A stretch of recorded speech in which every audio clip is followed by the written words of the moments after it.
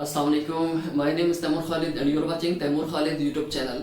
इससे पहले कि हम टॉपिक स्टार्ट करें, मेरी तरफ से तैमूर खालिद यूट्यूब चैनल की तरफ से तमाम मुसलमानों को जो पाकिस्तान में हैं या पाकिस्तान से बाहर हैं, ईद उल अज़हा बहुत बहुत मुबारक हो। आते हैं ज़रा टॉपिक की तरफ। आज हमारा जो टॉपिक है दैट इज़ इंडेक्स नंबर। और इंडेक्स नंबर का मतलब क्या होता है, इंडेक्स नंबर में हमने क्या पढ़ना है, सबसे इंपॉर्टेंट बात यह है।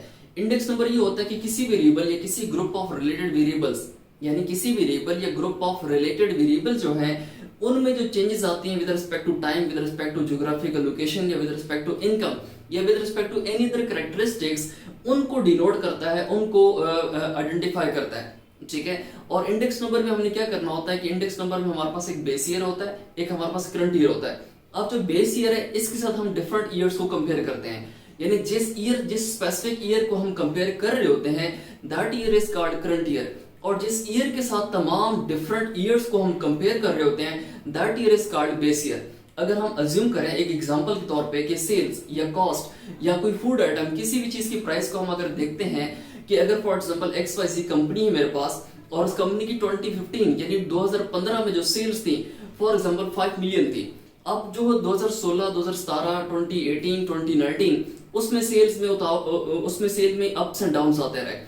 अब अप्स एंड डाउन्स जो है उनको हम जब कंपेयर करेंगे किसी भी ईयर के, बेशक वो 2017 हो, 2018 हो, 2019 हो, किसी भी स्पेसिफिक ईयर की सेल्स को अगर हम कंपेयर करते हैं 2015 के साथ, तो मतलब ये है कि हम करंट ईयर की सेल्स को कंपेयर कर रहे हैं with the base year. This is called index number. अब जो सेल्स हैं, अब जो सेल्स में जो चेंजेस हैं, यानी सेल्स हमारे पास एक वेरिएबल हो गया।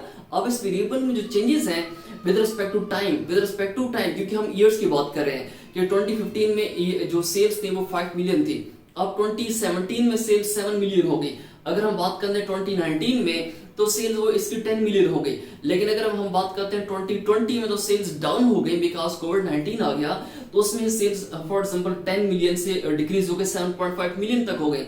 तो जो डिफरेंट जो सेल्स हैं, डिफरेंट ईयर्स की जो सेल्स हैं, तो जो ईयर हम कंपेयर कर रहे हैं with respect to 2015 that is the base year, this is called indexing.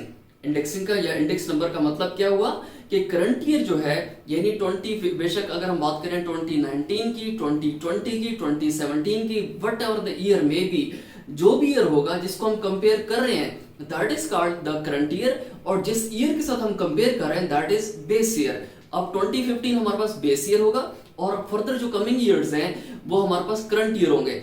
तो करंट ईयर की जो सेल्स हैं इनको हम कंपेयर कर रहे हैं बेस ईयर की सेल्स के साथ, this is called index number. और इसी को हम क्या करते हैं कि हमारे पास एक वेरिएबल आ गया जो कि सेल्स है।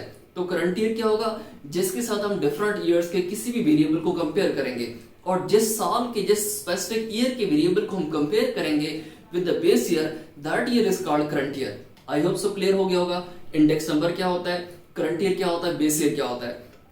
इसके बाद अगर हम बात करें कि हमारे पास एब्रिविएशंस की बात करें, तो जो भी बेस ईयर होगा, यानी बेशक बेस ईयर की प्राइस है या बेस ईयर की क्वांटिटी है, उसको हम क्यू नॉट या पी नॉट से डिनोट करेंगे।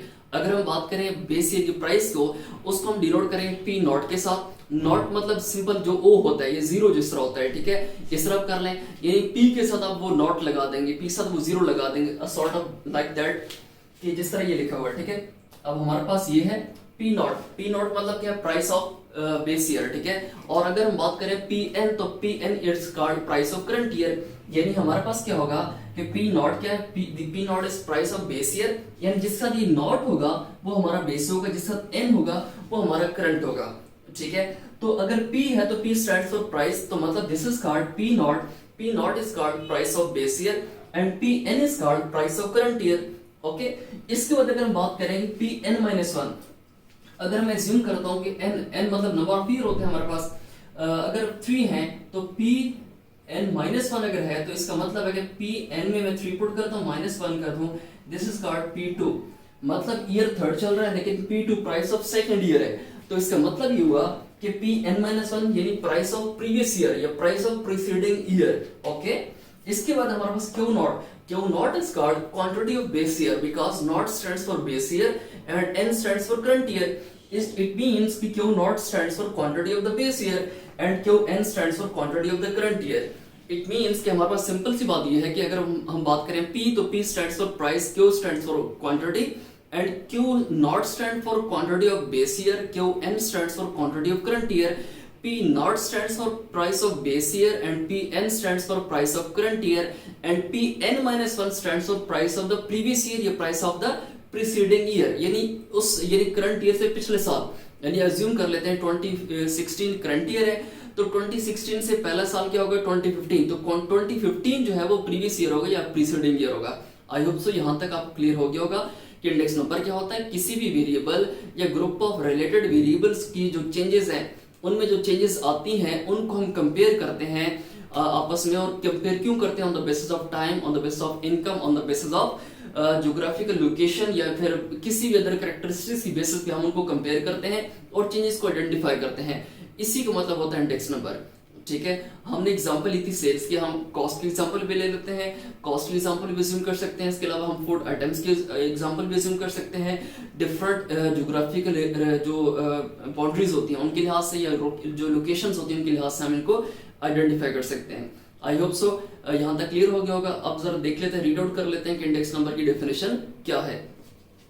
देखिए, index number is a statistical measure designed to show changes in a variable और group of related variables with respect to time, income, geographical location or any other characteristics। ठीक है, इसके अलावा base year क्या होता है, the year relative to which changes are observed।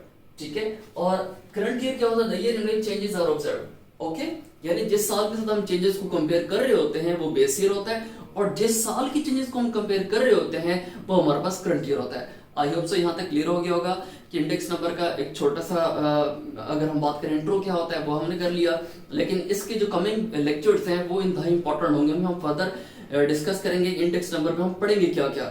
I hope so यहाँ तक क्लियर हो गया होगा। अगर वीडियो पसंद आए तो लाजमी चैनल को सब्सक्राइब कीजिएगा, वीडियो को लाइक कीजिएगा, फर्दर इसको शेयर कीजिएगा। Thank you so much for watching. अल्लाह हाफिज, टेक केयर।